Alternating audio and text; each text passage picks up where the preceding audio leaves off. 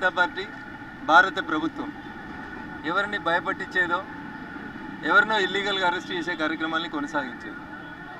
Investigating agencies తప్పు చేసినటువంటి వ్యక్తుల్ని ఏ కలుగులో దాక్కున్నా వెలికి తీసుకొస్తాయి, పట్టుకొస్తాయి, జ్యుడిషియల్ కస్టడీకి రిమాండ్కి పంపిస్తాయి. తర్వాత ఏం చేయాలనేది న్యాయస్థానాలు చూస్తాయి.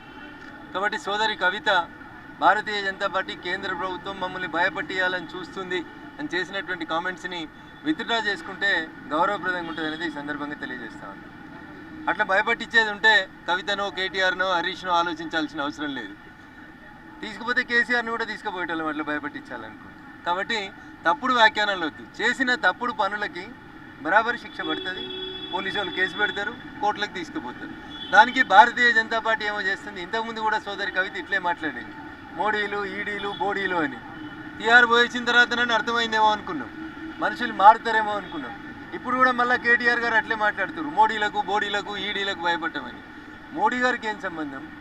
మీరు ఫార్ములా ఈ రేస్ కేసులో ఎలక్షన్ కమిషన్ అనుమతి తీసుకోకుండా ఒక బాధ్యతాయుతమైన మంత్రి స్థానంలో ఉండి రాతపూర్వకంగా ఎట్లాంటి ఆదేశాలు ఇవ్వక మౌఖిక ఆదేశాల మేరకు ఈ దేశ సొమ్ముని రిజర్వ్ బ్యాంక్ ఆఫ్ ఇండియా అనుమతి లేకుండా, భారత ప్రభుత్వం అనుమతి లేకుండా విదేశాలకు పంపించి దాని మీద కేసు అయితే ఏదో మమ్మల్ని భయపట్టియాలని చూస్తున్నారు. మిమ్మల్ని భయపట్టిస్తే మాకేం వస్తుంది? ఆల్రెడీ సచ్చిన పాము మీరు. సచ్చిన పాముకి పాలు పోసినా నీళ్లు పోసినా వచ్చేది లేదు, సచ్చేది లేదు. అది ఎట్లా చచ్చింది. కాబట్టి టీఆర్ఎస్ గురించి మేము మాట్లాడడం ఎప్పుడో మానేసినాం, మర్చిపోయినాం.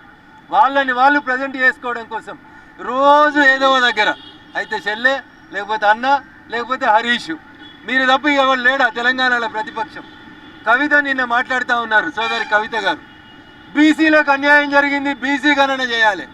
ఆడపిల్ల కాబట్టి జర మంచిగా మాట్లాడుతున్నా, గౌరవప్రదంగా మాట్లాడుతున్నా. 10 ఏళ్ళు అధికారంలో ఉండి ఇలా నువ్వు అడుగుతున్న బీసీలకి మీ నాయన 10 మంత్రి పదవులు ఇవ్వాల్సింది ఉండే. 2 ఇయ్యలే మీరు, 2 ఇయ్యలే సరిగా.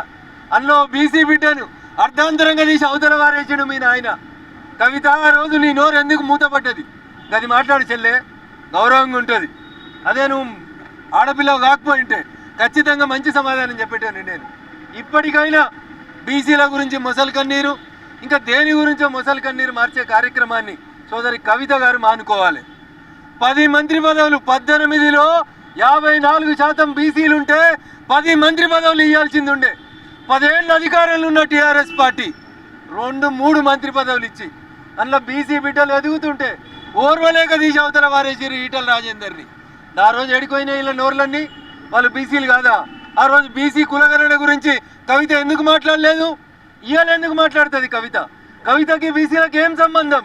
నిజాయితీగా ఉంటే మీ నాయన ఈ రోజుకైనా ప్రతిపక్ష పదవి హోదాని ఒక బీసీ బిడ్డకి ఇవ్వమని చెప్పు.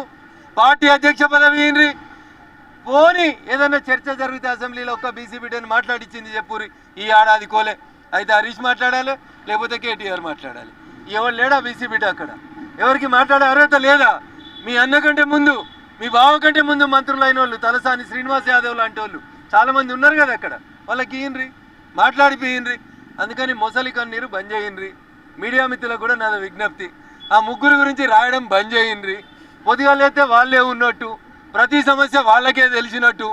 ఈ సమస్యలన్నిటికి కారణం ఆ ముగ్గురే. ఈ రాష్ట్రానికి పట్టిన దరిద్రం ఏమైనా ఉందంటే అది టీఆర్ఎస్ పార్టీయే. ఇక వాళ్ళు వచ్చి బీసీ కన్నా చేయండ్రి, బీసీలకు మంత్రి పదవులు ఇయ్యండ్రి. మీరు కూడా మాట్లాడితే ఎట్లుంటుంది చెల్లె? దయ్యాలు వేదాలు వాళ్ళు ఇచ్చినట్టు ఉంటుంది. అందుకని దయచేసి మేము మీ జోలికి రావట్లేదు. మీ సావు మీరు సావుండ్రి, మీ కర్మ మీరు అనుభవిస్తున్నారు. అన్ని కులాలను నాశనం చేసి, అన్ని వ్యవస్థల్ని నాశనం చేసి, తెలంగాణ ఉద్యమకారుల ఉసురు పోసుకున్నందుకు మంచోడు మౌనంగా ఏడిస్తే ఆ మంచోని కన్నీరే మీ కొంపకు దాక్తుందని చెప్తారు. అది జరిగింది. ఇప్పటికైనా మౌనంగా ఉండుర్రి. ప్రజలు ఓట్లయితే ఎప్పుడన్నా 1-2 గెలిపిస్తే సంతోషపడుర్రి. ఎక్కువ ఎగిరిపడ్డారు అనుకోండి, మళ్ళీ భూమికి వేసి కొడతారు అనేది యాదికుంచుకోండి. భారతీయ జనతా పార్టీ జోలికి, నరేంద్ర మోడీ గారి ప్రభుత్వం జోలికి వస్తే మేము మొదటి నుంచి కూడా, నేను కూడా నీకంటే ఎక్కువ జై తెలంగాణ అన్నోని చెల్లె. ఈట్ కా జవాబ్ పత్తర్ సే జరూర్ ఆప్కు మిలేగా. Thank you.